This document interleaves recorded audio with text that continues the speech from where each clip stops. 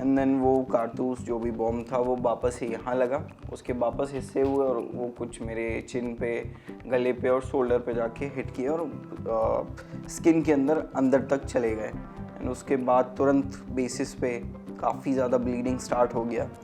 सो bleeding, मैं मतलब उस समय पे कॉन्शियस था, मैं फुल होश में था, लेकिन अचानक से इतना सारा खून देखने के बाद मैं सोच नहीं पा रहा था कि मैं उस खून को कैसे रोकूं, उस अचानक से स्टार्ट हुए दर्द को कैसे रोकूं। 40 चल रहे हैं आपके हाँ, चेहरे? 40 से ज़्यादा। अगर मैं उसको खुद काउंट करूं तो मुझे तो 50 से ज़्यादा लगते हैं। पैलेट क्यों चलाया? आपके हाथ में कोई पत्थर था, लाठी था, डंडा था, क्या था? नहीं, मैं उस टाइम पे अपने बैग के साथ था, उसमें मेरी एक बुक थी, डॉक्यूमेंट्स थे और मेरा लैपटॉप था। बाकी मेरे हाथ बिल्कुल खाली थे। ये टाँके भी सारे भरे नहीं हैं, तो अगर मैं रात में भी करवट लेता हूँ या पोस्चर बदलता हूँ तो उसमें भी पेन काफ़ी होता है। सबसे पहला फ़ोन आपने किसको किया था जब आप हॉस्पिटल पहुंचे थे? हाँ, सबसे पहले तो मैंने अपने बड़े भाई को कॉल किया था। जब मैं हॉस्पिटल पहुंचा था उस समय पे मेरे साथ कोई भी नहीं था। एक प्रोटेस्ट से ही एक स्टूडेंट था जो कि मुझे प्रोटेस्ट पर उसी साइट से लेके हॉस्पिटल तक लेके आया था।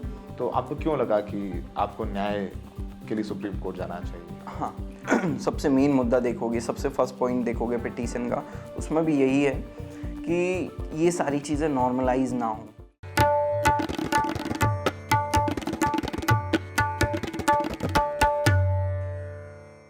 बीस तारीख की बहुत सारी कहानियां हैं जो आप सुन देख रहे होंगे। पत्थरों से भरा भरा ट्रक हो, चाहे पुलिस वाले जो बड़े अधिकारी हों उन्होंने महिलाओं को पीटा हो, या महिलाओं को डंडे मारे गए, छोटे बच्चों को पीटा गया, पुलिस पर भी पथराव हुआ, काफ़ी कुछ हुआ। धर्मेंद्र प्रधान जी का इस्तीफा हो गया। ऐसा लगा कि एक कोई तूफान था जो गुजर गया है। और अक्सर तूफान गुजरने के बाद खुशियां हैं कि भाई तूफान गुजरा, एक अच्छा तूफान था, सरकार के लिए तूफान था, धर्मेंद्र प्रधान को उड़ा के ले गया। लेकिन उस तूफान में और भी लोग हैं जिनकी कश्ती डगमगा गई, जिन्हें कुछ दर्द के साथ अपना जीवन बिताना पड़ेगा, टीस के साथ, आह के साथ। आज हम आपको मिलवाने वाले हैं इरशाद से। इरशाद 20 तारीख को प्रोटेस्ट में गए थे।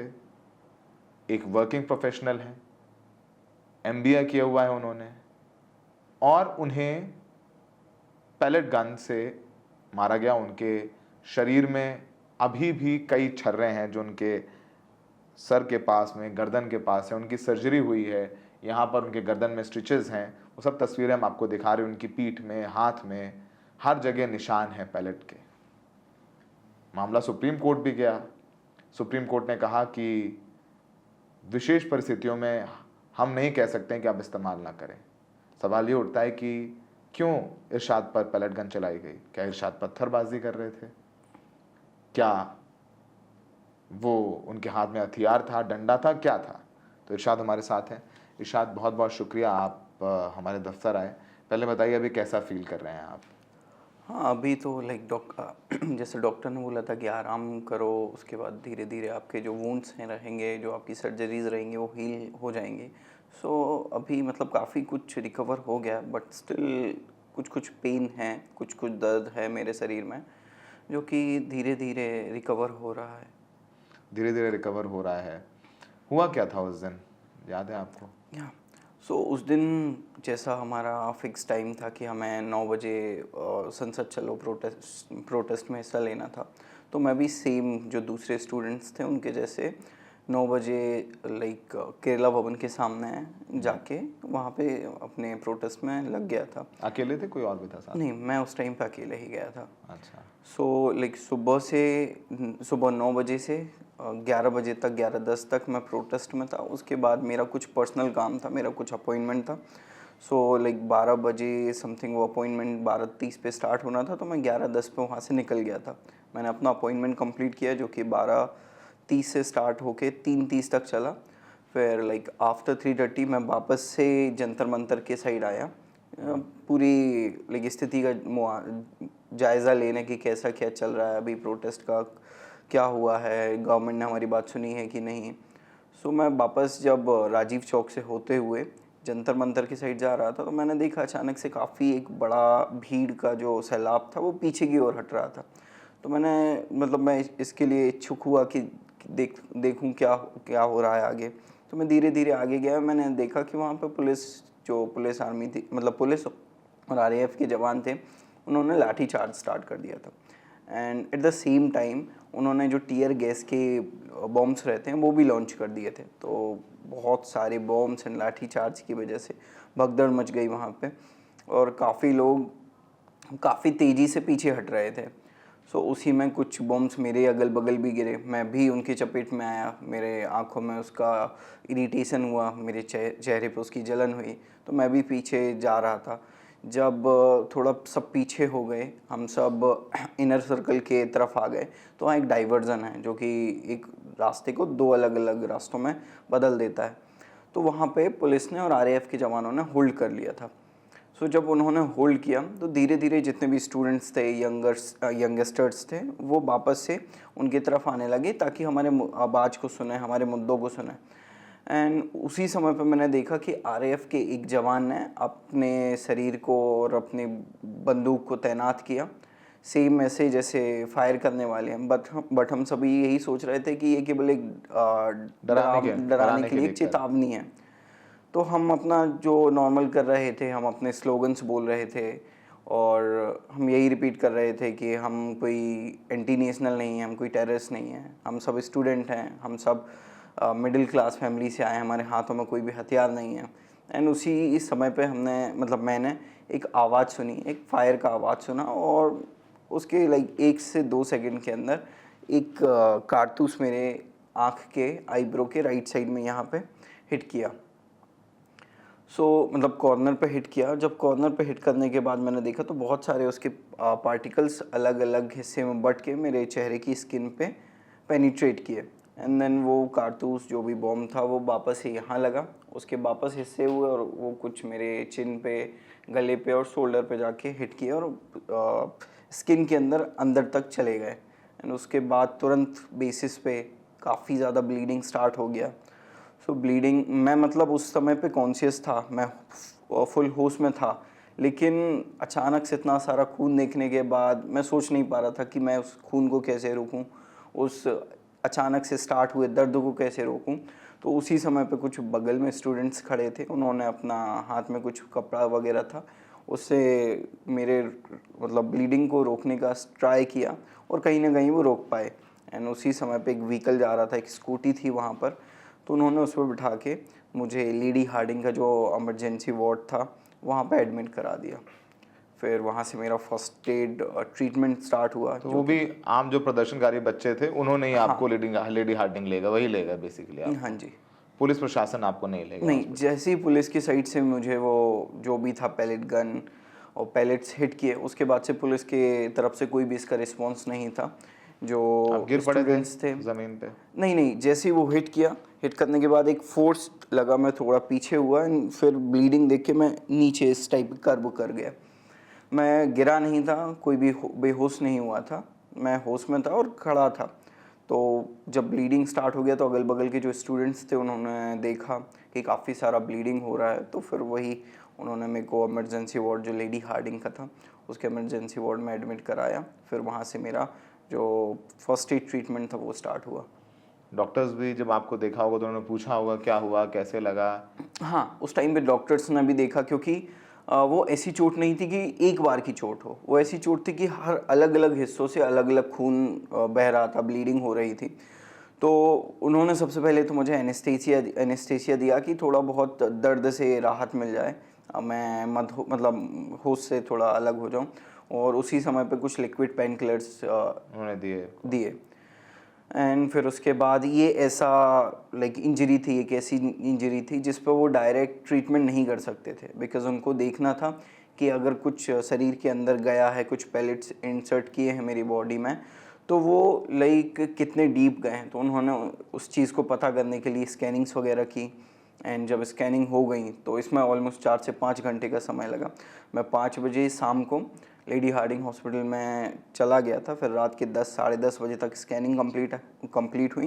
एंड देन उसके बाद कुछ वहाँ के जो सीनियर डॉक्टर्स थे, कुछ HODs थे, वो आए मेरे पास और उन्होंने यही बताया कि आपके चेहरे पे मोर देन 40 हिट्स हैं। 40 छर्रे हैं आपके हाँ, चेहरे? 40 से ज़्यादा। अगर 40 मैं उसको खुद काउंट करूँ तो मुझे तो 50 से ज़्यादा लगते हैं।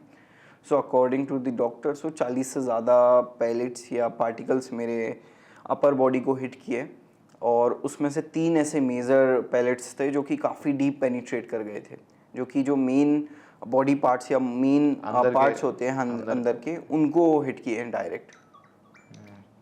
या फिर आपका सर्जरी हुआ गर्दन से क्या? हाँ, फिर उसके बाद जो 3 मुख्य पैलेट्स थे वो एक सबसे पहले ये गर्दन में गया था। सो यहाँ पे एक मेन नर्व होता है जो कि ब्लड को सर्कुलेट करता है सारे बॉडी में, तो उसके बिल्कुल करीब था। अगर वो उसको हिट कर देता तो इंटरनल ब्लीडिंग हो सकती थी या फिर स्ट्रोक आ सकता था एट द सेम टाइम जब हिट किया था। सो वो लाइक जानलेवा भी हो सकता था। उसके अलावा जो दूसरा पैलेट हिट किया था, यहाँ पे आँख पे कॉर्निया के जस्ट पीछे आई मसल ऑफ आई होता है, उस मसल ऑफ आई में वो बिल्कुल हिट कर दिया था। तो अकॉर्डिंग टू दी डॉक्टर्स अगर वो ज़्यादा समय तक वहाँ पे रहता तो मेरे जो आई का मोशन है वो स्टॉप हो जाता। मतलब मैं फिर अपने आई के मोशन को कंट्रोल नहीं कर पाता, वो केवल स्ट्रेट होता मोशन अगर उसको सर्जरी के थ्रू निकाला ना जाता। एंड फिर उसके अलावा जो तीसरा मुख्य था वो था नाक के ये हिस्से में, यहाँ पे एक कैविटी होता है जिसमें फ्लूइड भरा होता है, उस फ्लूइड के अंदर काफ़ी अंदर तक चला गया था, जो कि फ्लूइड के साथ मिलके कुछ पॉइजनस क्रिएट कर रहा था। तो इन तीनों को रिमूव करना था on a like very urgent basis. अगर ये नहीं करते तो फिर इसमें काफ़ी एक बड़ा खतरा हो सकता था। तो फिर डॉक्टरों ने वही सर्जरी का ऑप्शन दिया। मेरे पास भी कोई दूसरा चारा नहीं था, तो मैंने भी एग्री किया। एंड अगले दिन सुबह फिर सारी प्रोसेस स्टार्ट हुई और फिर लाइक 2 बजे समथिंग ये इसका सर्जरी हुआ। तो 4 मुख्य मतलब 4 सर्जरी हुई थी। सबसे मेन सर्जरी ये यहाँ पे नेक पे हुई थी, जो कि और भी दूसरे पैलेट्स थे जो नेक में थे और लोअर चिन में थे, उनको निकालने के लिए। दूसरा सर्जरी ये आँख में हुआ था। ये सर्जरी हुआ था कि लेफ़्ट आई के कॉर्निया के पीछे जो पैलेट था उसको डायरेक्टली यहाँ से नहीं निकाल सकते थे, थ्रू एंडोस्कोपी वो यहाँ से इजेक्ट करके यहाँ से एंटर करके ये वाले आई के मसल से वो रिमूव किया गया। एंड तीसरा मेरे मुंह के अंदर हुआ, अभी भी उसके स्टिचेस हैं। एंड ये जो हुआ था ये हुआ था कि ये मेरे जॉ है और मेरे जो चीक है यहाँ के पैलेट्स को रिमूव करने के लिए। एंड जो लास्ट था वो लास्ट मेरे राइट नोज़ के कैनल में अंदर लेफ़्ट साइड हुआ है। तो अभी भी कुछ छर्रे अंदर मौजूद हैं, कुछ पैलेट्स मौजूद हैं आपके? हाँ, मतलब प्रॉपर सारे पैलेट्स रिमूव नहीं किए गए थे। कुछ पैलेट्स अभी भी मेरी बॉडी के अंदर हैं, जो कि लाइक अब बॉडी का पार्ट है अकॉर्डिंग टू दी डॉक्टर्स। उनका कहना था कि अब वो कुछ भी ऐसा हार्म नहीं पहुंचाएंगे आपके शरीर में, वो वहीं रहेंगे। यस। तो लगभग 1 हफ्ते से ज़्यादा हो गया, उस 10 दिन के करीब। अभी भी रात में फील होता है कुछ कि हैं आपके पैलेट्स हैं, छर्रे हैं कुछ? हाँ, अभी भी अगर मैं अपने चेहरे को धोता हूँ या चेहरे पे कुछ भी ऑइंटमेंट वगैरह भी लगाता हूँ, तो अगर मैं उनको टच भी करता हूँ तो वहाँ पे प्रॉपर पेन रहता है। और अगर मैं रात में सोते वक्त अगर चेंज करता हूँ अपने पोस्चर को तो उस टाइम पे भी मेरे को काफ़ी दर्द होता है। अभी स्टिचेस भी लगे हैं, स्टिचेस भी, ये टाँके भी सारे भरे नहीं हैं, तो अगर मैं रात में भी करवट लेता हूँ या पोस्चर बदलता हूँ तो उसमें भी पेन काफ़ी होता है। और जेपी नड्डा साहब भी आपसे मिले थे आके? जेपी नड्डा जी जब आपके पास आए मिलने लेडी हार्डिंग में, तो उन्होंने आपसे क्या बोला? हाँ सर, जब जेपी नड्डा सर आए तो उन्होंने सबसे पहले तो इंट्रोडक्शन लिया कि कहाँ कौन हो तुम, कहाँ से हो। तो मैंने सारी चीज़ें ब्रीफ की कि मतलब मैं एमपी से बिलोंग करता हूँ, एक सिटी है जबलपुर नाम की, वहाँ से हूँ, मेरा पूरा नाम। एंड उसके बाद उन्होंने एक क्वेश्चन पूछा कि व्हाई यू वर देयर, मतलब आप उस प्रोटेस्ट में क्यों थे। सो मैंने मतलब काफ़ी अच्छे तरीके से उसका आंसर दिया कि मैं उस प्रोटेस्ट का पार्ट था। मैं अपने जो यंगर ब्रदर, यंगर सिस्टर्स जो कि एजुकेशन चेंज के लिए लड़ रहे हैं, उनके साथ कंधे से कंधा मिलाने के लिए खड़ा रहना चाहता, इसलिए मैं वहाँ गया था। फिर उसके बाद उन्होंने उस चीज़ को अपनी मुस्कुराहट से आंसर देते हुए अपने दूसरे को प्रश्नों को पूछा कि नॉट प्रश्न, उन्होंने अश्योरेंस दिया कि आप सही हो जाओगे, आपको कोई भी दिक्कत नहीं रहेगी। हमारी एक डॉक्टर टीम है, वो सारी टीम आपके जो भी इंजरीज़ उन इंजरीज़ को लाइक सही कर देगी, जो पैलेट्स अंदर हैं उन पैलेट्स को रिमूव कर देगी। तो उन्होंने एश्योरेंस दिया अच्छे इलाज का हाँ। आपको। उस ज़िंदगी बदल गई आपकी उस पूरे वाक़ये के बाद। हाँ, उस वाक़या के बाद मतलब मैं तो कभी ऐसा एज्यूम नहीं किया था कि ये सारी चीज़ें हो सकती हैं। मैं प्रोटेस्ट में गया था कि जो हमारी वॉइस है, जो हमारे मुद्दे हैं, जो हमारे कंडीशंस हैं, उनको गवर्नमेंट सुनेगी, उस पे कुछ रिस्पॉन्स करेगी और मानेगी। तो पैलेट क्यों चलाया? आपके हाथ में कोई पत्थर था, लाठी था, डंडा था, क्या था? नहीं, कुछ था? मैं उस टाइम पे अपने बैग के साथ था, उसमें मेरी एक बुक थी, डॉक्यूमेंट्स थे और मेरा लैपटॉप था। बाकी मेरे हाथ बिल्कुल खाली थे, कुछ नहीं था। इवन मैं कुछ ऐसा कर भी नहीं रहा था कि उनको लगे कि सीपी मैं इनर कुछ। सर्कल के साथ पास हुआ आपके साथ। हाँ।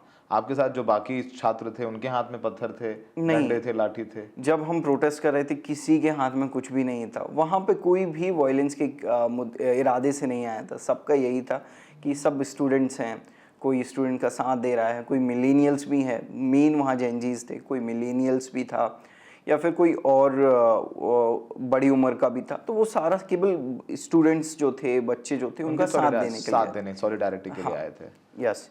तो वहाँ किसी भी कोई मतलब किसी का भी कोई ऐसा मुद्दा इरादा नहीं था कि वो किसी के ऊपर हार्म करेगा या वॉयलेंस क्रिएट करेगा। सब वहाँ पे अपने खाली हाथों के साथ थे। हाँ, कई लोगों के हाथ में तिरंगा था, कई लोगों के हाथ में कॉन्स्टिट्यूशन का बुक था, कई लोगों के हाथ में फ्लावर्स थे, जैसा मैं बोला गया था। तो वो था, बाकी वॉयलेंस के लिए वहाँ पे किसी ने कुछ भी नहीं ले गया। शायद ये बताओ, अभी तो धर्मेंद्र प्रधान जी ने इस्तीफा जिस दिन अनाउंसमेंट हुआ, अच्छा तो लगा होगा उस दिन कि जिस कॉज के लिए आप वहाँ गए, आपने पैलेट्स लिए अपने शरीर में जो अभी भी हैं, तो उस दिन तो थोड़ा संतुष्टि हुई होगी। हाँ, जब लाइक उस समय पे 2 बज रहा होगा, मेरे पास न्यूज़ आई। मेरे एक बहुत खास मित्र ने मुझे वो न्यूज़ दी, जो कि हॉस्पिटल में मतलब सारा देखभाल उसी ने किया था। जितने दिन भी मैं हॉस्पिटल में था, सारा उसने ही देखा, क्या नाम है उनका? उसने ही मैनेज किया। अनिकेत राठौर उनका नाम है। अनिकेत राठौर नाम है उनका। हाँ। सो उन्हीं ने सारी मदद की, उन्हीं ने देखभाल की। मतलब बचपन से ही हम साथ थे। फिर वो जबलपुर के हैं? हाँ, वो भी सेम जहाँ से मैं हूँ वहीं से ही। हमने 6 to 12 अपना आपका साथ बेस्ट में फ्रेंड है स्टडी। वो? हाँ, मेरे बेस्ट फ्रेंड है वो।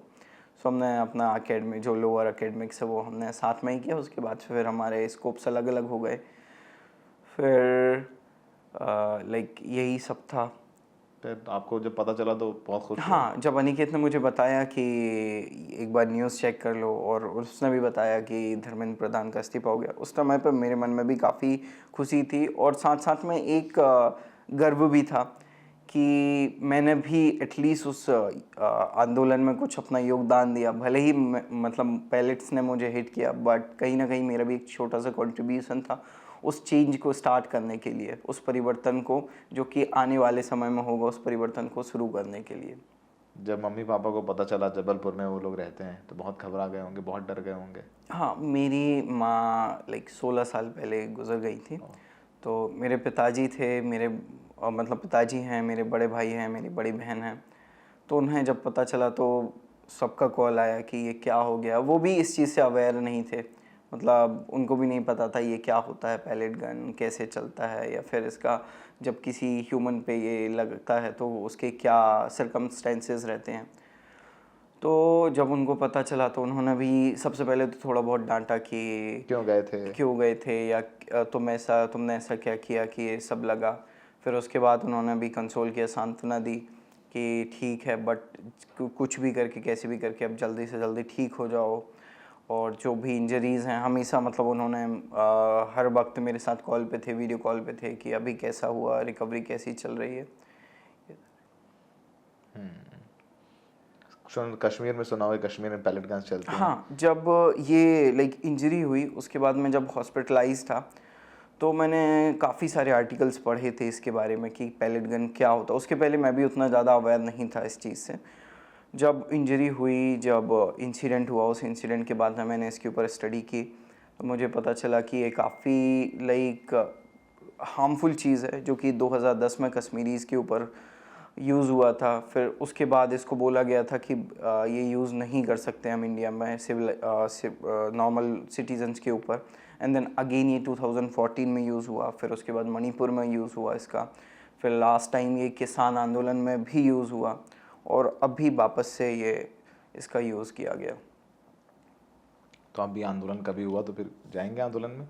कभी ऐसा लगा कि नहीं जाना चाहिए, आपकी कॉलिंग हुई, सारे आंदोलन नहीं कर सकते लेकिन लगा कि नहीं इस आंदोलन में मुझे लग रहा है जाना चाहिए, तो जाएंगे? हाँ डेफिनेटली, मुझे ये क्वेश्चन इवन काफ़ी लोगों ने पूछा अच्छा। कि आपका इसके ऊपर क्या आंसर रहेगा। तो मैं बस यही बोलना चाहूँगा कि मैं भी इस देश का युवा हूँ, ठीक है, मैं भी इस देश का भविष्य हूँ।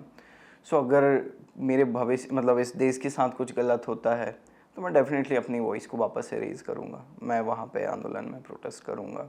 तो आप ये बताइए कि जब आप हॉस्पिटल में थे तो और भी लोग थे वहाँ जो जिनके पैलेट्स लगी थी, उनसे मिले आप?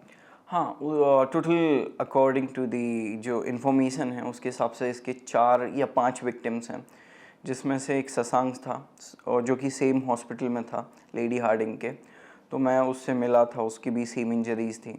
जैसे मुझे अपर बॉडी में लगा है उसका ये लेफ़्ट के हाथ में और उसके लाइक ये मिडिल पार्ट में था उसको। तो जब सेम हुआ था तो उसमें मुझे पता चला कि उसको भी लगा है। उसके अलावा एक आउटलुक के पत्रकार भी हैं विकास, उन्हें भी इसकी इंजरी आई है। और सबसे ज़्यादा भी एक और है साहिल, 19 साल के छात्र हैं वो, उनका भी एक लेफ़्ट आई गेस अब काम नहीं कर रहा है, विज़न लूज़ हो गया है। काफ़ी सारे पैलेट्स हैं उनके शरीर में। आपके दफ्तर में क्या रिएक्शन था, क्योंकि आप प्राइवेट नौकरी करते हैं? आपके बॉस ने नहीं बोला कि आज छुट्टी ली, आप ये करने गए थे? अक्सर होता है ना कि खासकर प्राइवेट जो कंपनीज होती हैं वो सपोर्ट नहीं करती कि आप प्रोटेस्ट में जाएं। आपकी जॉब में कुछ प्रॉब्लम हो रहा है आपको या हुआ? हाँ, तो बेसिकली मैंने जैसे आपको स्टार्टिंग में बताया था कि मेरा एक पर्सनल अपॉइंटमेंट भी था, तो मेरा जो लीव था वो उस पर्सनल अपॉइंटमेंट के लिए था एंड मैं प्रोटेस्ट में गया। वो मेरा इंडिविजुअलिटी था, मैं प्रोटेस्ट में गया। लेकिन जब ये सारा इंसिडेंट हो गया, जब मुझे लाइक ऐसा लगा कि हाँ मुझे इन्फॉर्म करना चाहिए, तो मैंने अपने ऑफिस में इन्फॉर्म किया एंड उनके साइड से ऐसा कोई नेगेटिव उसके ऊपर नहीं था। उन्होंने काफ़ी सपोर्ट किया इस चीज़ के लिए। अभी मैं लीव्स पे हूँ, रिकवरी लीव्स पे हूँ, सो उसमें भी उनका, मेरी कंपनी का, मेरे मैनेजर का काफ़ी लाइक सपोर्ट है। सपोर्ट है, दे आर सपोर्टिंग यू। या घर कब जाएंगे? अब अभी मेरे कुछ रूटीन चेकअप्स बाकी हैं हॉस्पिटल में। एक बार जब सारे रूटीन चेकअप्स हो जाते हैं और ये जो स्टिचेस हैं ये स्टिचेस ओपन हो जाते हैं, तो फिर उसके बाद मैंने प्लान किया है घर जाने का। डर लगा उस वक्त जब जब पैलेट्स हिट हुई? तब तो लगा ही होगा, मैं तो बहुत बचकाना सवाल है। हाँ, नहीं, जब पैलेट्स हिट किए उस समय पे मैं भी लाइक ये चीज़ नहीं सोच पा रहा था, क्योंकि मेन चीज़ क्या हुआ था, जब मुझे पैलेट्स हिट किए थे उसके 5 दिन पहले ही मैंने अपना काफ़ी कुछ ब्लड डोनेट किया था एक 10 साल के बच्चे को, अच्छा। जो कि ब्लड कैंसर से लड़ रहा था। तो जब ये पैलेट्स मेरे पास लगे और काफ़ी सारी ब्लीडिंग हुई, तो मेरे मन में ख्याल आ रहा था कि कहीं ये मेरे ब्लड को काफ़ी ज़्यादा ना बहा दें, जिससे मुझे पर्सनल इस पे कुछ हाँ प्रॉब्लम हो जाए। तो मेरे मन में ये काफ़ी चल रहा था। एंड जब एक बार पैलेट्स हिट किए, ये सारा हो गया और जब मैं वापस नॉर्मल हुआ, तो उसके बाद मुझे इसका कोई भी रिग्रेट नहीं हुआ कि मैं वहाँ क्यों गया था या मुझे ये पैलेट्स हिट क्यों किए, क्योंकि मुझे पता था कि कुछ भी अगर चेंजेस होते हैं तो कुछ ना कुछ तो लगता है, कुछ पाने के लिए कुछ खोना पड़ता है वाला सीन। सो मुझे इस चीज़ के लिए रिग्रेट नहीं है। बहुत Because काम, कूल, कंपोज हैं आप। ज़िंदगी में भी ऐसे ही हैं, सुलझे हुए बहुत। हाँ, मेरा अगर आप स्वभाव देखोगे तो मेरा स्वभाव हंसमुख ही है। मतलब कुछ भी अगर मैं कुछ बड़ा कांड भी कर देता हूँ, उसके बाद फिर कुछ समय पश्चात मैं वापस से नॉर्मल हो जाता हूँ, काम हो जाता हूँ, चेहरे पे हंसी वापस आ जाती है। अनिकेत और अनिकेत दिल्ली में रहते हैं? हाँ, वो दिल्ली में ही रहते हैं अभी। तो वो आपके साथ थे पूरा वक्त? हाँ। तो आपके दोस्तों ने आपको पूरा साथ दिया? हाँ, मेरे अगर मैं अपने दोस्तों के लिए बोलूँ तो काफ़ी अच्छे से उन्होंने सपोर्ट किया। अनिकेत थे, अनिकेत के अलावा कुछ और भी दोस्त थे, उन्होंने काफ़ी अच्छे से नाम लेना मुझे चाहेंगे support उनका आप? किया। अनिकेत के अलावा एक विकास थे, एक खुशी तिवारी थी, मेरे काफ़ी अच्छे मित्र हैं खुशी।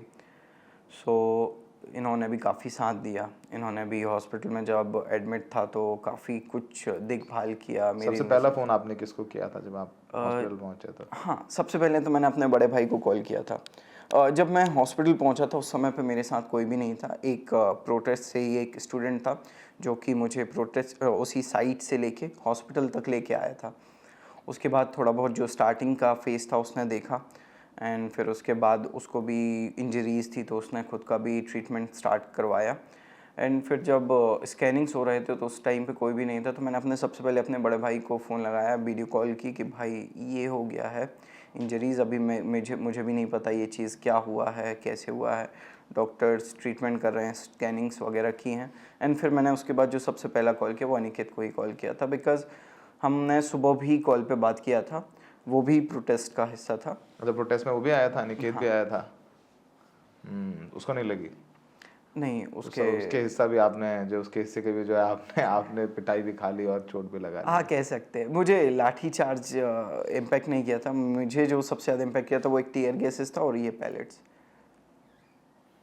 अभी ठीक है, मतलब मेंटली यू आर फाइन? हाँ मतलब अभी तो बहुत ही काफ़ी। ठीक हो यार, मुझे लग रहा है हमसे ज़्यादा मेंटली फाइन हो आप। नहीं नहीं, ये नहीं बोल सकते, बिकॉज केवल दिखने का अलग वो होता है और अंदर अंदर जो चलता है वो अलग होता है। रात में थोड़ा सा लगता होगा कुछ, हाँ जब अभी मेरे अकेले होते हो। जो मेडिसिन्स वगैरह हैं, जो ऑइंटमेंट्स हैं या फिर आई ड्रॉप्स हैं, वो सारे कंटिन्यू हैं। मेरे को लाइक 8 बार आई ड्रॉप्स डालना पड़ता है, हर 2 घंटे में एक आई ड्रॉप लेना पड़ता है, और काफ़ी सारे मेडिसिन्स हैं रिकवरी के लिए। एंड पेन तो नॉर्मल है, बिकॉज ये ऐसी इंजरी थी जो मे बी आपको लग रहा होगा अपर से ऊपर से भर गई है, बट इसके जो वूंड्स हैं, इसके जो घाव हैं वो अंदर से अभी भी हैं, जो कि पेन क्रिएट कर रहे हैं। आप सुप्रीम कोर्ट भी गए हैं और आप चाहते हैं कि जवाबदेही तय हो, उसके बारे में बताइए। आपको क्यों लगा कि कोर्ट जाना चाहिए और जवाबदेही तय होनी चाहिए? क्योंकि आपके हाथ में कुछ भी नहीं था, ना लाठी, ना पत्थर, ना डंडे, ना आप वहाँ पर किसी प्रकार की हिंसा कर रहे थे या उकसावा दे रहे थे, क्योंकि अभी कोई ऐसा एविडेंस आपके अगेंस्ट ऑफिशियली तो है ही नहीं। तो आपको क्यों लगा कि आपको न्याय के लिए सुप्रीम कोर्ट जाना चाहिए? हाँ, सो मैंने लाइक सुप्रीम कोर्ट, मेरे जो लॉयर हैं वृंदा ग्रोवर मैम, उनसे डिस्कस किया कि हम कैसा क्या कर सकते हैं। तो उन्होंने मतलब सजेस्ट किया कि हम ये चीज़ें कर सकते हैं। सबसे पहली चीज़ तो पैलेट गन का जो यूज़ है वो मतलब ऐसे प्रोटेस्ट में बिल्कुल कभी भी नहीं होना चाहिए था, स्पेशली जब जो प्रोटेस्टर्स हैं वो खाली हाथ हैं, उनके हाथ में कोई भी वेपन नहीं है, और उनका ऐसा कोई उद्देश्य ही नहीं है कि हम किसी को नुकसान पहुंचाएंगे, हम वहाँ पर वायलेंस क्रिएट करेंगे। मैंने भी कुछ क्लासिफिकेशन पढ़ा है क्राउड मैनेजमेंट का, तो उसमें कुछ हायरार्की रहती है, क्लासिफिकेशन रहता है कि हम कौन सा वेपन या कौन सी चीज़ कब यूज़ कर सकते हैं। तो उसके सबसे फर्स्ट में यूज़ होता है वाटर कैनन, जो कि मैंने पूरे प्रोटेस्ट साइट पे एक कभी नहीं सिंगल हुआ। भी नहीं देखा कि उन्होंने वाटर कैनन यूज़ किया हो, या फिर वाटर से रिलेटेड कोई भी ऐसा लाइक वेपन या ऐसा कुछ यूज़ किया हो जो कि क्राउड को मैनेजमेंट करे।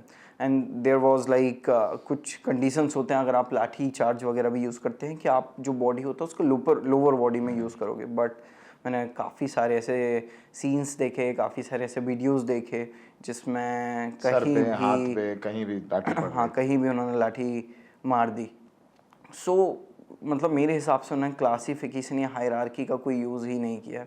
एंड इसी चीज़ को नॉर्मलाइज ना होने देने के लिए, इसी चीज़ को कंट्रोल करने के लिए, और जो पैलेट गन या पैलेट बॉम्ब यूज़ हुए हैं उसको नॉर्मलाइज होने देने के लिए मैंने वो चीज़ फाइल की।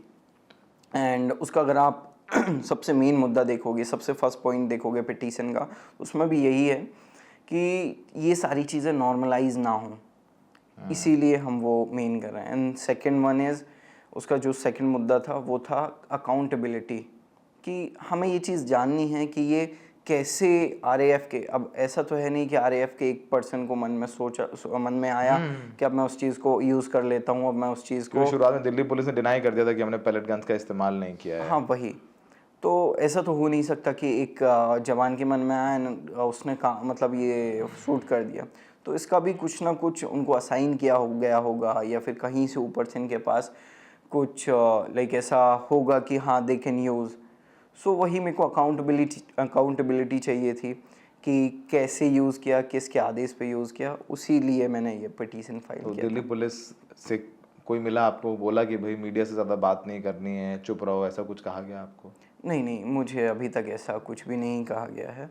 एंड मैं तो जो चीज़ मेरे साथ हुई, जिस चीज़ को मैंने एहसास किया, मैं तो उसको बताना चाहता हूँ कि मैं बिल्कुल बेकसूर था, मैंने कुछ भी नहीं किया। स्टिल मेरे साथ ऐसी चीज़ हुई है जो कि मुझे नहीं लगता कि मैं अपने सारे जीवन में भूल पाऊँगा। इस ट्रॉमा के साथ, इस दर्द के साथ और कुछ पैलेट्स के साथ आपको अपनी ज़िंदगी बितानी पड़ेगी। हाँ। Are you married? No. No no, Are you very young? How old are you? I am 25। 25 साल। इरशाद की 25 साल की उम्र है और उनकी आपने बातें सुनी। हम कुछ दोहराना नहीं चाहते हैं क्योंकि उनके शरीर में अब भी बहुत सारे पैलेट्स हैं जिनके साथ उनको ज़िंदगी अपनी बितानी पड़ेगी। उनके गर्दन पर अभी भी स्टिचेस देख सकते हैं, उनकी आँख के पास एक सर्जरी हुई है, उनके मुंह के अंदर एक सर्जरी हुई है और एक छात्र है उसकी आँख ऑलमोस्ट चली गई है, किसी के हाथ में है, तो ये सब कुछ हुआ है। और ये वो लोग हैं जो प्रदर्शन करने शांतिपूर्ण तरीके से गए। वो MBA हैं, मास्टर्स ऑफ बिजनेस एडमिनिस्ट्रेशन, काम करते हैं, वर्किंग प्रोफेशनल हैं और ये सब एक पत्रकार हैं। तो जाहिर सी बात है कि इन लोगों के हाथ में डंडा लाठी तो कुछ नहीं था, इन्होंने बताया बैग में लैपटॉप था, किताबें थी। अब सुप्रीम कोर्ट गए हैं, सुप्रीम कोर्ट से फिलहाल तो अभी तक कुछ ऐसा लग नहीं रहा है कि सुप्रीम कोर्ट जिन्होंने चलाई थी उनकी जवाबदेही तय करेगा, वो कमेटी बनाने की बात कर रहा है। लेकिन भरोसा पुलिस पर, न्यायालय पर होना चाहिए और उसको कायम करने की जिम्मेदारी पुलिस की भी है, न्यायालय की भी है। कल को कोई और इरशाद ना पैदा हो, ना सामने आए जिसे पैलेट्स के साथ अपनी ज़िंदगी गुजारनी पड़े, उस ट्रॉमा के साथ ना रहना पड़े कि वो तो शांतिपूर्ण प्रदर्शन करने गया था और उसके साथ व्यवहार ऐसा किया गया जो किसी क्रिमिनल के साथ भी नहीं किया जाता है। फिलहाल हमें लगा कि आपको इरशाद की कहानी बतानी, सुनानी चाहिए, इसीलिए हमने उनको पूरा बोलने का मौका दिया और वो कह रहे हैं कि प्रदर्शन होगा तो फिर वापस जाएंगे। उनको लगेगा कि बोलना चाहिए, बोलना बहुत ज़रूरी है और लोकतांत्रिक तरीके से बोलना बहुत ज़रूरी है, जो इरशाद कर रहे थे। और उसकी जो कीमत उन्होंने चुकाई वो ये, शायद हमारी ये इंटरव्यू ख़त्म हो जाएगा, आप भी भूल जाएंगे, लेकिन उस कीमत को ज़िंदगी भर इरशाद चुकाएंगे। हमें देखने के लिए बहुत बहुत शुक्रिया।